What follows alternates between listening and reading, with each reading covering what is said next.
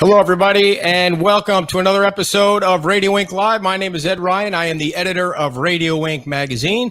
And before we get to our great guest this morning, we want to let you know that we are giving away passes to our podcasting conference, which is coming up July 13th, 14th, and 15th. If you go to radioink.com right now, you can register for a free pass that we're going to be giving away today and every day next week, except for the 4th of July. So head on over to radioink.com, an easy way to enter for a chance to win tickets to our podcasting conference. And right now we want to introduce Mr. Chris Lytle. How you doing, Chris? Great to talk to you. It's been a while. Hello, Ed. I'm doing great. Loving life here in Chattanooga, Tennessee. Chattanooga, Tennessee. Now, how long have you been in Chattanooga? This is going on year 3. We moved 15 years in Chicago and 30 years in Madison, Wisconsin. Why did you pick Chattanooga? 2 inches of snow a year. Okay. No taxes on retirement income. It's just a great little place to live. Everything's a 10-minute drive away. Right. By the way, if anyone has any questions for Chris in the next half hour, you can just type them right in the chat box there. We'll pass them along to him. And Chris, what have you been doing during COVID? Were you locked down in the house the whole time, doing virtual conferences and speaking virtually like everybody else on Zoom and other platforms online? I'm the webinar king. Yeah, it's been a lot of Zoom, and mostly, Ed, I tend to my website, Instant Sales Training, and try to come up with a 4 to 5 minute idea every week to send out to the subscribers to that. I remember the 2,300 seminars that I've done. Most of them were 6 hours long. Wow. And before half of them, someone would come up to me and say, if I could get one good idea, this will be a great day.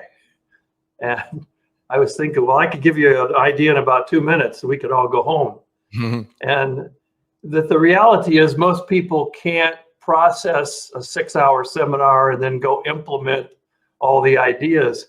And so years ago, I started doing just a weekly cassette that would have a 15-minute sales meeting on it. And I put four meetings on a cassette and send it out.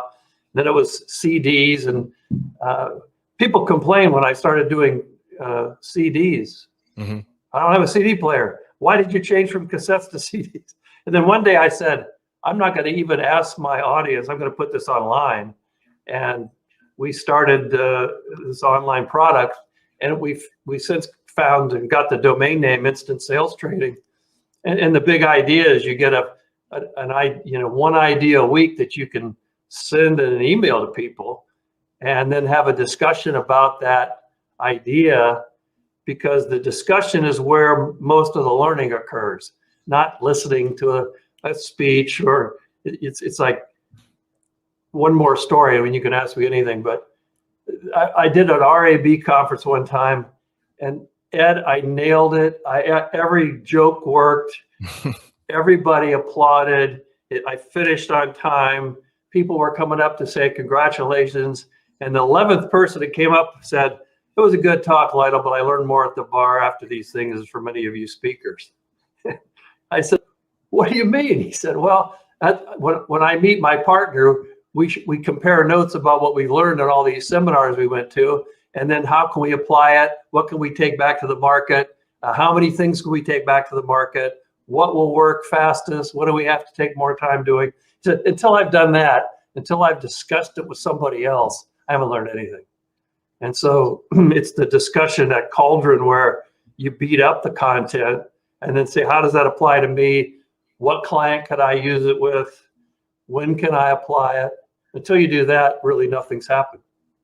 So is Instant Sales Training, is it a subscription website? How do people get involved? I'm sure there may be different layers of it so that people get more as they get deeper into it. Tell us how it works. Well, right now there are about 310 instant sales meetings on there that are archived. And then I do a weekly one that usually comes out Monday or Tuesday. And then you can subscribe to it, but you can go to instantSalesTraining.com, excuse me, and get a free sample. And there's also some video training, and the first 3 video trainings are free. One of the things I'm having fun doing it is curating some of the training on YouTube. I'm glad I didn't start a training business this year or last year, especially in the pandemic.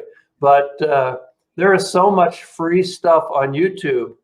And sometimes I'll quote something from one of my favorite speakers there, or I'll find out there's a new book out. And the first thing I do is say, I wonder if this guy's got a book tour, and it's on YouTube. So he or she is going to give away 45 minutes of content just to sell the book. And so then I will, if it's a good video, I'll just have my web guy link it and say, well, this is a good video on closing. Here's a good video on prospecting. So I now have a curated collection of about 66 sales training videos on that site that are free. It's called Extra Credit Videos if you go to the video training tab. And man, it's just great content that's just out there. But I watch probably 7 or 8 videos and read some blogs and spend about 4 hours on a Monday putting together a 3 to 5 minute audio bite. I call it a knowledge bite because it's an easily digestible sales idea instead of a giant seminar. But I guess I should have realized earlier that short attention span training, especially these days, short attention span training is the way to go. I had to change a filter on my new refrigerators. We're in an apartment in Chattanooga, and it was time to change the water filter. And I said, oh, I'll just go to YouTube and watch a video on that. So I watched a 2-minute video. I didn't need to download the manual for the refrigerator. And 2 days ago, I looked up a YouTube video on how to hard boil eggs from the RV camper guy. And my wife just said, these are the best hard boiled eggs I've ever had. 2 minutes, 2 minutes and 19 seconds. So you can learn things quickly without having to go to a 6-hour seminar or even a 1-hour webinar. Sometimes this is enough. So, Chris, where are you getting your daily ideas from all that research that you're doing, and then you're trying to figure out how to come up with a different idea for each day so that they're unique each time, or are you going back to some of the old stuff that you had? Because every idea works. I mean, you might have new people that come aboard that probably haven't heard the idea. So how are you coming up with them and keeping them fresh? Well, I love to tell some of the old stories, and sometimes the old stories get triggered when I read something new, and I'll sort of add my twist to it, but I'll quote some new expert because I want to be reading the very latest books, looking at the latest videos, and remain relentlessly relevant as I age, because I've got content, but most of it's already on the site or in a webinar somewhere or a recording. So and in my books. So I love coming up with new stuff. And when I was on the road doing a seminar, 4 or 5 a week, my goal was always to come up with a new story every day hey, something happened to me on the plane or something happened to me on the way to the hotel, just to have a story that I hadn't told before for my own amusement. And then if it got some laughs or it made a point, I'd keep that in. So I would always have new, fresh content. But yeah, every week I try to add my twist to somebody's, latest idea. And believe me, there's not that many new principles in selling, except are you familiar with this gong.io organization? I'm not. Well, these guys use artificial intelligence, and they record outbound and inbound phone calls for some of these high-tech companies. And then they analyze it with artificial intelligence to see what worked, what words worked on people, and other things that happen. And one of their rules is during a sales cycle that if the client talks to somebody besides the salesperson, could be a support person, a manager, in radio, a program director, or an on-air person, that your odds of closing that sale go up like 34% if two people have called on them rather than just the rep. So they have all kinds of data like that. What works with prospecting meetings? What should you say instead of how are you doing? Mm-hmm. It's just a great thing. Gong.io, and I check that out all the time. So the other question I want to ask you was, do you hear much from radio people? Do you still talk to folks in the radio industry, salespeople and sales managers in the radio industry?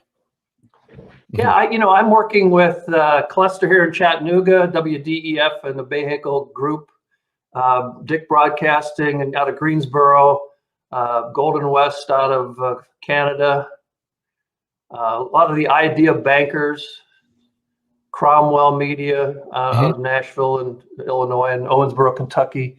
So I talk to a lot of people. I'm not traveling like I used to. Sarah says I'm in speaker semi-retirement. I did announce my farewell tour to the state associations a couple of years ago, and then the pandemic hit. But I have been to 11 states since I announced that tour. So what are the challenges the radio salespeople are facing these days? COVID aside, we know that's a challenge for everybody, but what are the sales challenges they're facing these days compared to, your earlier days in when you were training and going out to all the different markets, which is where I met you first. The first seminar I ever went to was in upstate New York. Well, I think the biggest challenge,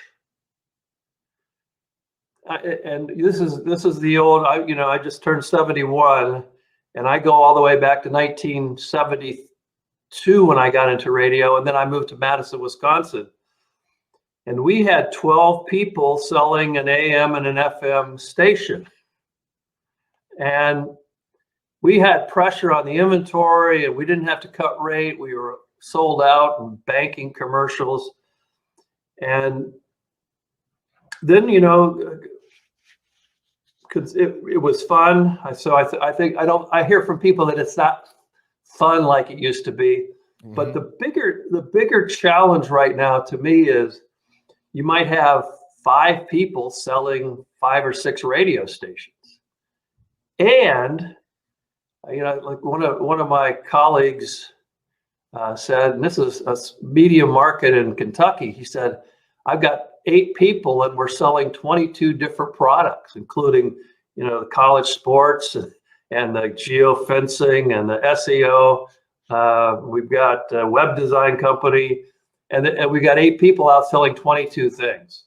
So lack of focus is probably, or just I don't know if you've ever watched that video it's a TED Talk called The Paradox of Choice, where I've got so many choices, I get paralyzed. I can't make a decision because there's too many things. And I think that's probably the client sees that. What do I buy? And the salesperson is thinking, what do I sell? And everybody's yelling, sell everything. And there's not enough people and not enough time to do it.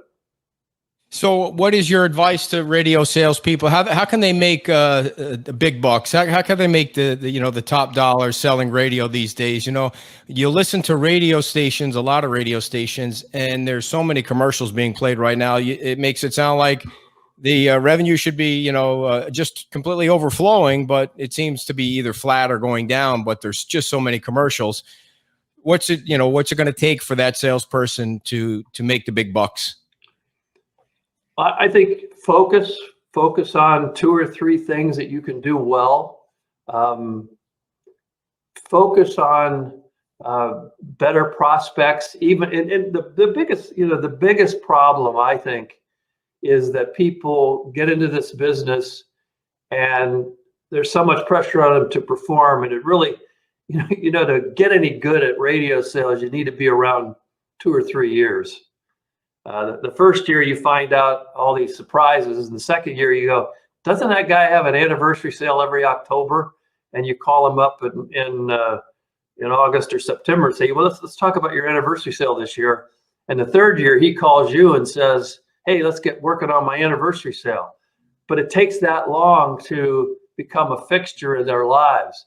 So, whether it's, you could probably call Lori Kahn and ask about how to compensate people, but you can't take them off commission in 90 days and expect any kind of loyalty or any kind of success, because they're feeling so much stress to perform that most of the things they do are high pressure or not a long-term solution. And I think you need to be thinking annuals. You need to be talking to people about, it's hard to think about other people when you're worried about your own income and your own security. I tell the story about coming back from a meeting one time, and I'd been calling on American TV, the TV, a furniture and appliance store in Madison. And I'd been sitting in the dinette set in the furniture department, and with the owner, and he kept looking around and seeing if somebody's being helped, and people would come up to him with a question about, can I give him this price? It took an hour and 10 minutes to write a 60-second commercial. And I came back to my boss, Phil Fisher, my mentor, my late mentor. I said, he's an idiot. I called him an a-hole. He said, and he fired me that. He said, you're fired. You can't talk about our customers like that. Go home. He said, but if you come back, he says, you're talking about your problem. What's Lenny's problem? What's his problem? If you can come back and tell me what his problem is, I'll hire you back. And so I went back to the store that next morning at 10 o'clock, and when the store opened, I said, Len, can I talk to you a second? I said, you got a problem. He said, what do you mean? I said, well, yesterday it took us an hour and 10 minutes to write a 60-second commercial at the dinette set. And you're being called on by 11 other competitors of mine. So you're taking about 11 or 12 hours a week to get your advertising done when you could be selling furniture, TV, and appliances. And I'd be happy to, to come over to your house after work, or, sit here, for an hour before the store opens or after you close, and then we could distribute your production to all the radio stations, and you'd be done in an hour, and you'd have all that time to run your business. He said, what would you charge for something like that?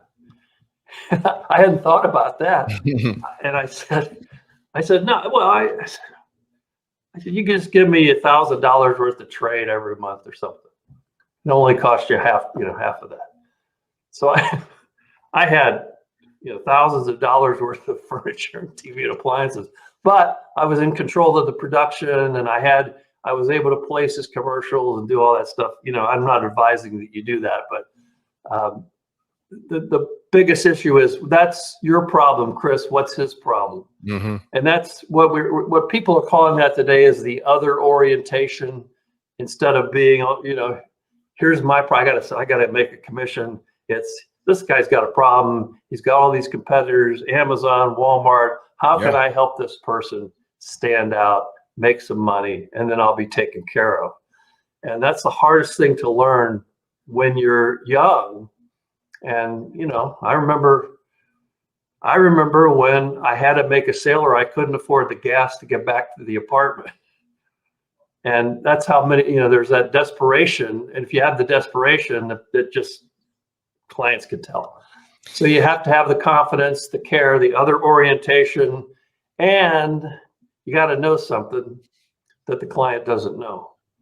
And Chris, I don't want to sound too old school. When I was selling radio, we would do spec spots, and we would try and figure out how to write a spec spot and record it in the production studio. If we could ever get in there, the salespeople could ever get in there. And now, basically, you could, if you really wanted to, you could do it, in your backyard, or in your closet, or in your house, in your kitchen. But my question to you is that important anymore? A spec spot? Is that a smart way to sell radio these days? Does it work anymore? What's your opinion on that? I can't imagine selling a direct local client without a spec spot. And the reason is that you can't show them a script and have them try to imagine it. And there's something about the spoken word. You're talking about podcasts now. Podcasts are huge. I listen to Audible every night because you don't need the pictures. You just need the words. But the warmth of the human voice, the theater of the mind, all that stuff still works if it's taught and if it's appreciated. We don't have Jack Trout and Al Reese running around the country talking about how great audio is, but people have discovered that again, I think. Back again, speaking of the old days, we used to all tell the story about how they would give us the phone book and tell us, to do the best we can. Now they don't even make phone books anymore. So how do you find your prospects these days? I was watching some old Chris Rolando videos on YouTube the other day, doing some radio sales training, and he was just using Google Maps. You just type in coffee shops in Chattanooga, and there's little little pins of all the coffee shops or all the jewelry stores. So you really don't need the yellow pages, but man, yeah, what's a phone book? Some people don't know. So the last two books, The Accidental Salesperson and it was The Accidental Sales Manager, the last two books. The second edition of The Accidental Salesperson came out in 2012. First one was 2000. Wow. And then that was the second. I wrote The Accidental Salesperson, came out in 2011. But then in 2018, we released 23 shockingly simple sales ideas. And all that was 23 scripts from my instant sales training knowledge bites. Mm-hmm. But that was just named by, there's a book authority website, and some of it's done for click-through so they can make some money, but they rated the top 100 sales books of all times. And that little book, which was just 77 pages long, and it's a $7 book, was rated 49th of the top sales books of all time on that site. So it was kind of a 3-month project that we did, putting it together and laying it out, but it's done pretty well. And those three books are still out there, available on Amazon if people wanted to just get on there and put your name in the search bar and look them up and grab a there. Great. We connected a week or two ago because you must have saw a headline or an article that we ran. Whoever wrote it, it's escaping me at the moment. I'm getting old. Said the title was "Sales Training Didn't Work," and you asked me for it, and I'm laughing, saying, "Oh boy, here's Chris's asked me for an article that says sales training doesn't work." So, does sales training work? Yeah, and I thought the article, and I thought the article made a lot of sense because he talked about repetition, talked about discussion, talked about practice, role playing. One time through the training doesn't work unless you're really, really bright. And coaching after the event, debriefing someone after some kind of training, finding out what they really learned or think they learned. All of those things are critical, not just a lecture. You went to a seminar, now you're trained. And I think that's really the mistake that we make, is we think, well, I trained them last year at a 6-hour seminar. I sent them to the State Association sales training track. So therefore, I do not need, as a manager, to deal with them anymore because they're trained now, and they're not. Training is one of those, it's a process, not an event. Most people treat it like an event, and most companies buy training by the hour rather than the outcome, because they don't really see that it's a behavior change issue instead of a training issue or a lecturing issue. So you really need a philosophy of training and not just throwing stuff at people. Here's an article, here's a seminar, here's a sales meeting. So, Chris, when the client sees a salesperson, a radio salesperson walk through the door, any salesperson walk through the door, do they mainly want to have somebody that is good at relationships that they can trust? They mainly want to have somebody that is knowledgeable about their business and the radio station's results, and the customers they can bring through the door. What do clients? They're being called on more media than ever before with all the digital companies they have to buy from or consider buying from, and the Facebooks that are so cheap that they can do by themselves now. And so what's going to separate that radio salesperson from all those other people when the time comes to sign the dotted line? I believe, Ed, that you've got to know something that the prospect doesn't know, and you've got to have that confidence, knowledge. Bring people information. You got to understand their business, understand their industry, have the challenger sale. And the challenger sale is an interesting concept where you don't ask people what's keeping them up at night. You tell them what should be keeping them up at night. Mm-hmm. So you bring them an insight, you bring them a fact, you bring them an idea that will help them accomplish something. And you need to be talking to them about future things rather than simply, what do you want to do today? It's help them imagine a better future instead of let's get the spot done for this week. I remember one Canadian client said, I said, what would you like in one of my advertiser seminars? And, how could the radio people in this market give you better service? And one guy said, treat me like I'll be in business next week, eh? Right. You come in with a package of the week, but you don't help me with my long-term plan.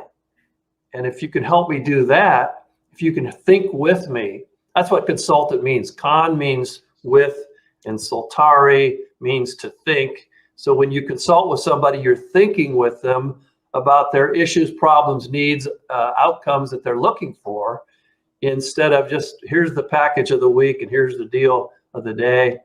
And that's level one, and what I call level one selling, versus level 2 or 3 selling, where you're thinking about their business, their industry, their customer, and how to make an impact long term. So what ideas are you working on for next week? What ideas did you put out this week? If people popped on the website, what are they going to find from this past 5 days? Well, the free one is one of my favorites, and that's this is the way I work presentation.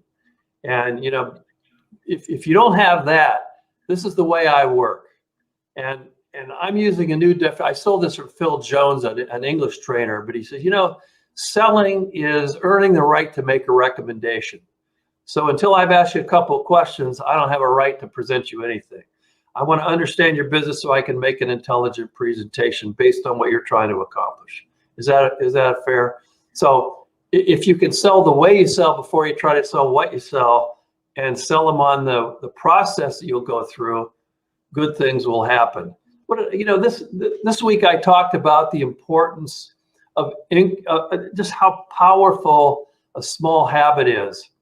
And I live in the 4th floor of this new building, and I've been taking the elevator. I calculated if I would walk up the 57 steps once a day, not every time I go in the apartment, once a day, if I walk up the stairs once a day, I'd walk 20,000 steps a year. So it's if you read 15 minutes if you've got a trade magazine website, but so does the automobile industry, and so does the jewelry industry, and so does the restaurant business. If you go on one of those websites for 15 minutes a day,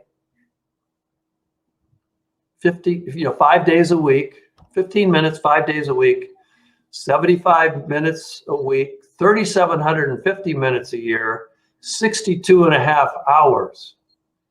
That's like 10 6-hour seminars studying other people's business. The first 15 minutes isn't going to deliver a lot of insight. But when you get 62 hours of that kind of reading over time, you become somewhat of an expert in business, And now you're a business person who's selling advertising instead of a radio rep. And to me, that's what you want to be. Chris, how can people find you? InstantSalesTraining.com. Where else? Chris.Lytle at InstantSalesTraining.com. I'm on LinkedIn. I'm not on Facebook right now, but yeah, I'm here. I work about 3.5 hours a week. Sorry, 3.5 days a week. This is my day off today, but no, I come in Monday, Tuesday, Wednesday, take Thursday off, and take Friday afternoons off. So nice. You got the Howard Stern schedule. Very nice. You've earned it. I do work in the summer. Chris, thanks so much for your time. It's always great talking to you, man. My pleasure, Ed. Thank you. All right. Chris Lytle, everybody. And that's InstantSalesTraining.com. And don't forget, if you go to RadioInk.com right now, you can register for a free pass. We're giving away passes to our podcasting conference, which is July 13th, 14th, and 15th. I'll be interviewing people for 3 days, including Adam Curry. He's our keynote interview. So get over to RadioInk.com and register for your chance to. It's really simple. All you have to do is put in exactly what your podcast is about. And we're going to be pulling names out of a hat. You don't have to be the 8th caller or anything like that. We're just going to pull out winners every day for the next week. So get on over to RadioInk.com. And also, we have a special coming out for the magazine, $40 for a year, because, of course, the 40 Most Powerful People in Radio issue is coming out on July the 12th. So check your email box for that. That special is coming out sometime today. $40 for an entire year. That's 12 issues of Radio Ink. Thanks again to Chris Lytle. We'll be back next Friday at 9 o'clock, and our guest will be Eric Zane. And we'll talk to Eric for 30 minutes on Radio Ink Live. Everyone have a great 4th of July, a safe 4th of July, and we'll see you again next week. Bye-bye.